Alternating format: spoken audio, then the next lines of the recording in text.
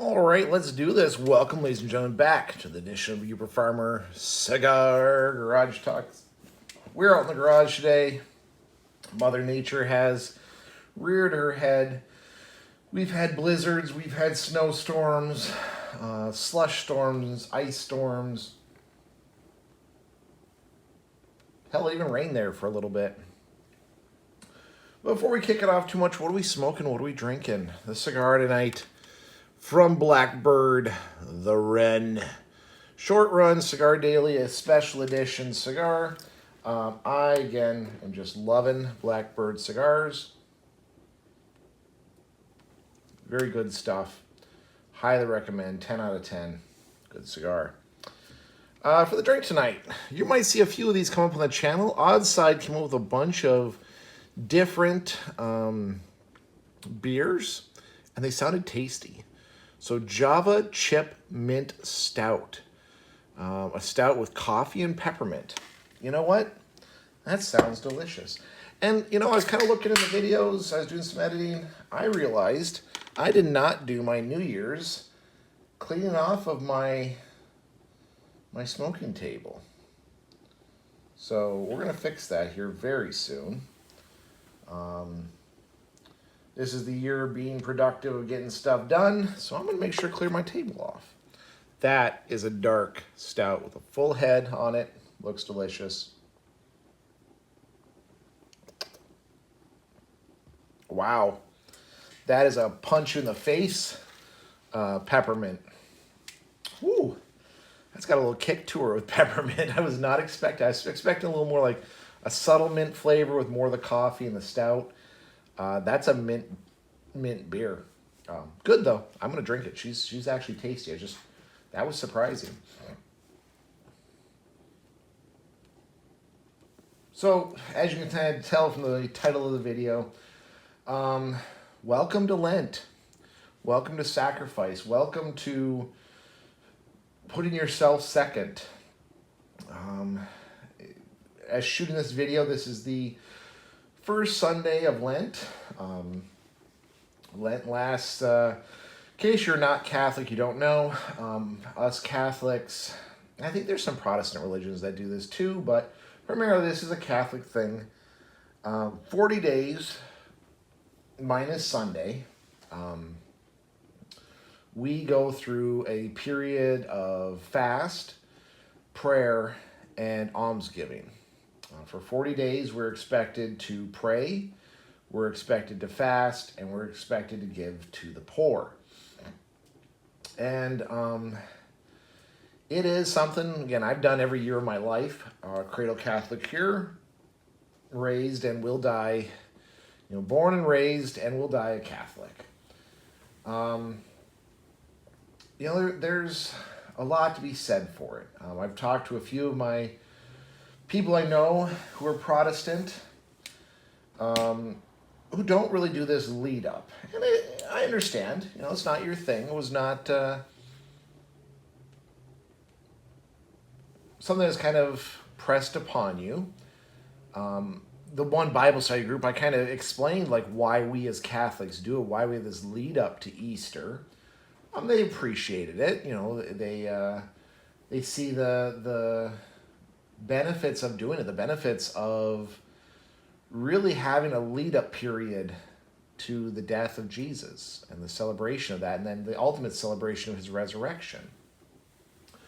I've talked to other Protestants, though, who 100% don't believe it's needed. It's archaic, it's stupid, it's insert words here. Some of the Protestant religions don't want to celebrate Jesus' death. They just celebrate his resurrection. And, I understand. I'm a person who's willing to learn, willing to understand, willing to gain a deeper knowledge in these things. But I kind of wanted to talk about something that's been in, quote-unquote, the media. It's been on a lot of the YouTube channels that I've watched. Commentators, priests and Franciscans and the likes, talking about our sacrifices, our abstinences. are abstaining from one thing or another, our fast. Essentially, during this time, we are expected to intentionally give something up.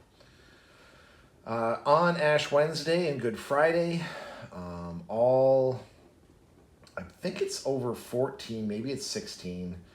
16-year-old, let's just go with 16. 16-year-old members of the church are expected to not eat meat and to only eat one large meal a day, with maybe two smaller meals that definitely do not equal the calories of the one large.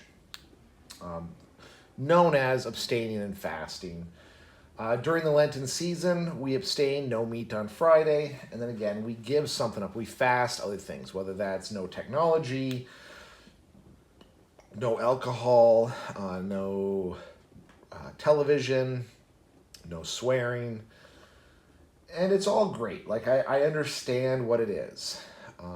We as Americans especially live a very privileged life. Even those of us who are very, very poor, who would consider themselves to not have the resources and means,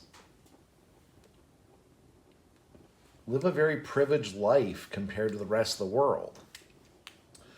Our Brazilian exchange student was just aghast. He was horrified to find out that we flush our toilets with drinkable water.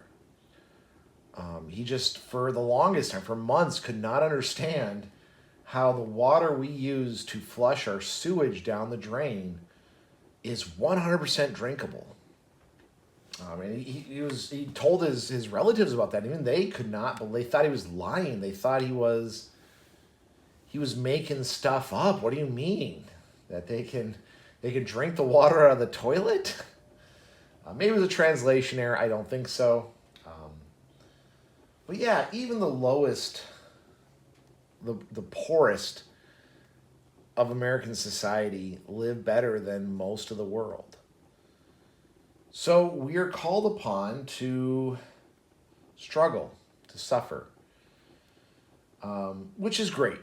It really gives you, I told my kids multiple times, they've never really gone hungry. I do not believe in an empty stomach for anyone, child to adult. If you tell me you're hungry, I will load your refrigerator with food. I'll make sure you have the ability to eat. Might not give you money, but I will give you food. That's something I've held fast to. I've stood by. I can't stand someone going hungry. So,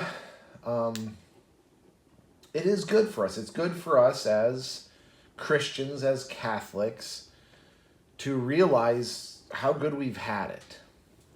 But unfortunately, a lot of the commentators kind of say this, is that it becomes too simplistic. Well, I'm not going to have chocolate. Okay. 80% of the world does not have access to chocolate, is what they'll say. They'll say that it's not really truly a sacrifice, yada, yada, yada. And this year especially, a lot of the Catholic commentators are challenging people to take on the different types of fasts. Now, there were lots of fasts throughout history. When I was in Exodus 90, we actually celebrated the Wednesday, Friday fast. In case you're not up on your Bible lore, Jesus was betrayed on a Wednesday, died on a Friday. So we fast on the day he was betrayed, and then we fast again on the day he died. I took that one up for Exodus 90. Did that for like 5 years. It was all right. It was good. They talk about, maybe we should fast during Lent, no meat, go completely vegetarian. I had a priest friend who did that.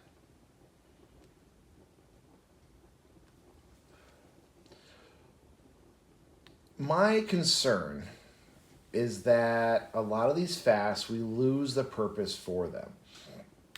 One example, when I first did Exodus 90, I went into it with the college mentality. And I wasn't in college, I was many years out of college, but in college we would do these religious asceticisms where we give stuff up, but we did them wrong. We did them saying, "Oh, we're better than that." Like, "Oh, we got to muscle through it. We have the ability to do. It. We have the strength to do it. We have the cunning to do it. We have." If you haven't noticed, it very quickly became about us, what we have, what we can do, our strength, our power, our glory. Sadly, I can admit that was not a true fast. I did Exodus 90 again. This time well, I'm going to do stuff. Instead of giving stuff up, I'm going to take stuff on. Read the Bible. I'm going to read it. I'm going to pray. I'm going to practice a holy hour and examine my conscience. I'm going to take a cold shower. Did you realize what it was there? It was I statements. It was me. It was not about God. And as I get older, I realize, and I try to teach my kids this, that what instead I should be doing, and everyone should be doing, is taking on one of these asceticisms, taking on one of these fasts, where it's not about my ability, it's about me asking God to help me. This year I'm giving up alcohol and I'm giving up night snacking. Two things that I've fallen back on a lot the last 6 months, probably closer to 8. And it's not me forcing myself to do it or muscling through. I'm trying this time. Maybe I'm failing some, right? I'm just trying to be, I'm tough, I'm good, I got this.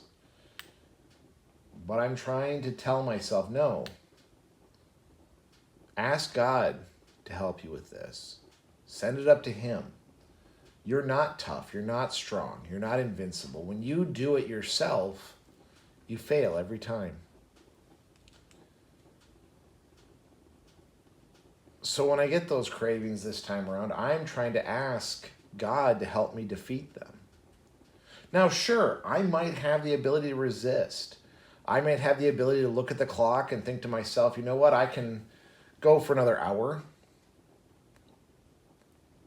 There'll be bedtime. It'll be a new day. I'm trying, and I'm failing. Lent's only been going on for 3 days, and trust me, I've been failing. To really put that up to God. God, I don't have the strength. I don't have the power. I don't have the ability to do this.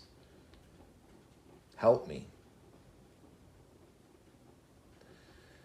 As men, that's one of the hardest things we can do, right? Ask for help. It's something we can't do. It's something we shouldn't do, right? We're telling ourselves that. But during this time of Lent, that's what we're supposed to do. We're not supposed to be strong. We're supposed to be weak.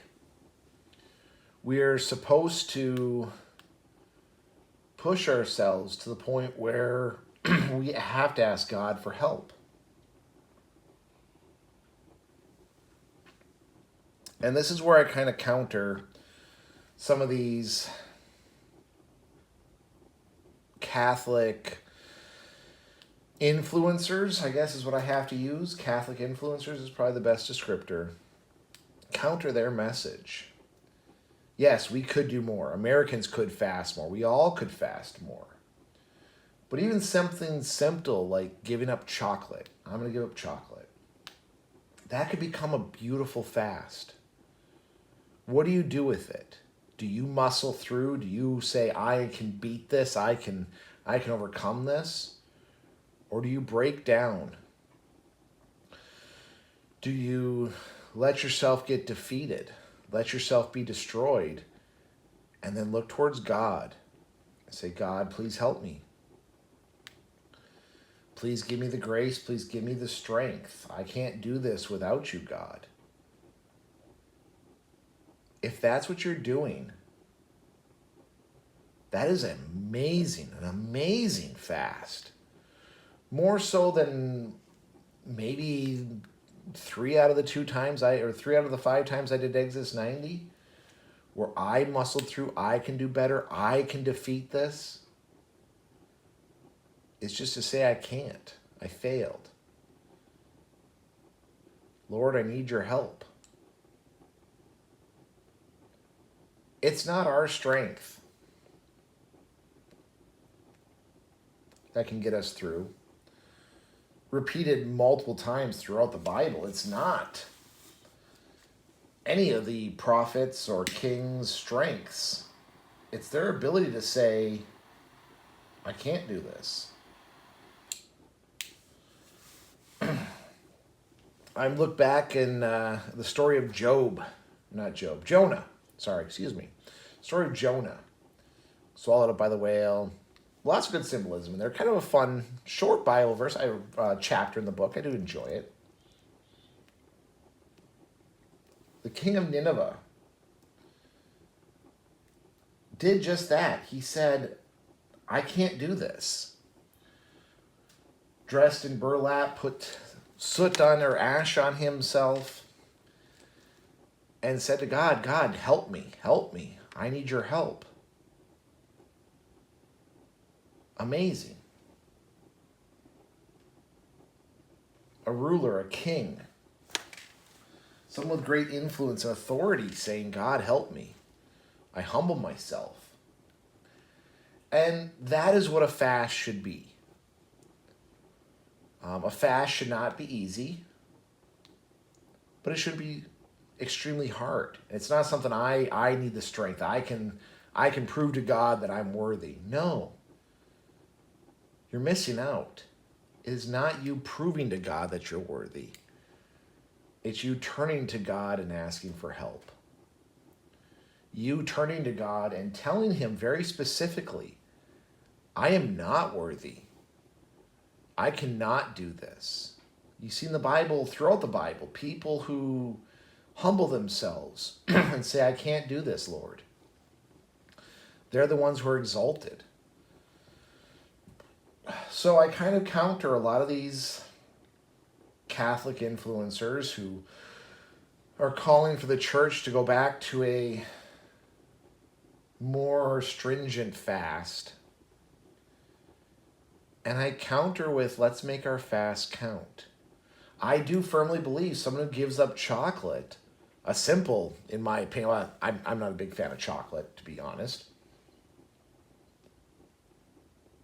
But something we'd view as, well, that's easy. But how do they do it? Do they just muscle through it? Oh, I'm better than this fast. I can beat these cravings. Oh, I'm the best. I'm the best. Or do they say, Lord, you're the best. I send up my suffering. I need your help. Help me, Lord. Help me to overcome this fast. To overcome this struggle.